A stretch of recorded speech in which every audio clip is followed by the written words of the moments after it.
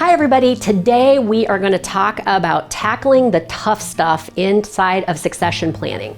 So as we get started, let me just acknowledge that the tough stuff can come from anywhere. So it's not just with your people or with your operation or with your bankers. The tough stuff can be a lot of different things.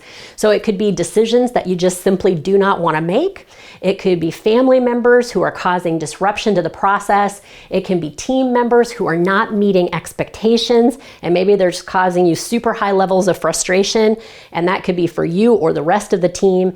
And it can also be your professionals who are maybe not communicating the way they should, or perhaps they're not completing their work in a timely manner, and that's causing a lot of time being consumed trying to get them to produce what you've asked them for. So I know that this is probably pretty obvious, but the longer that you wait, the more difficult these things get. So as we've discussed in other videos, when your runway gets shorter, you have less options, and it also makes your stress and tension get kind of sky high. So that holds true for everything in succession planning. So I'm going to really encourage you, when you see some of these things that are kind of getting you stuck or just aren't staying on track, don't wait for things to resolve themselves, because they rarely do on their own.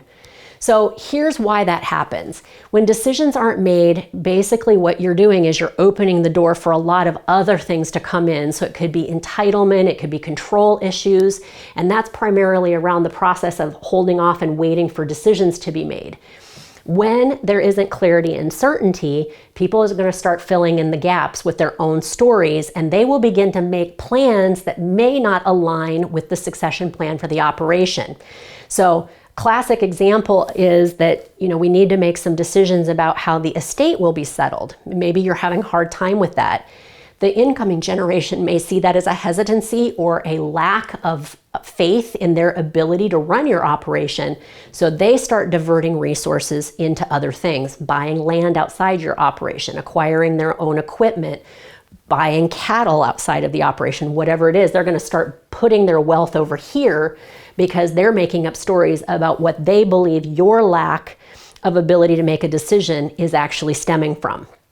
The other thing that can happen, particularly when we're talking about behavior that is kind of tough sometimes to talk about, is that when we put off having discussions about that, we are basically creating what I call permission to play behavior.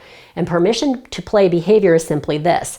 When you allow something to happen over and over and over, and you never call it into account or bring it to the attention of someone else, that person may believe that you're giving them permission to continue to do it. So a classic example is you may have an expectation that everybody shows up to work by 6:30 so we can get rolling out the door at 7. And you may have a family member who simply doesn't adhere to that. When we don't make a pointed message to them that that is not acceptable and they are to be there at 6:30, they just simply believe that you don't really care and they're being given permission to come late. So the longer these things go on, the harder it becomes to address it and to change it. So what do we do about it? And this can go for every tough thing that you're facing inside your succession plan. Number one, you have to identify the issue. So what is really the problem? Is it a decision you're putting off? It is a conversation you're not having? What's actually happening? Next, just determine what's the outcome that you're looking for. Is it that you want your son to show up on time every day? Is it that you want your professionals to respond to you without having to prompt them? But what is the outcome? So when we determine that, then we can determine what is the one thing or the first thing that you need to do to move that issue forward. So that might be to sit down and have a conversation. It could be that you need to set up a meeting with one of your professionals to get more information. But whatever you do, don't put it off. Just determine your plan of action and go. Once you establish a pattern for dealing with things as they occur, it's going to get easier and easier for you and for the rest of the team. So I just want to give you a little encouragement here. There is no issue that you will not be able to tackle inside of your succession planning process if you remember the 3 steps. Just identify the issue, determine what your outcome is, and take the first step.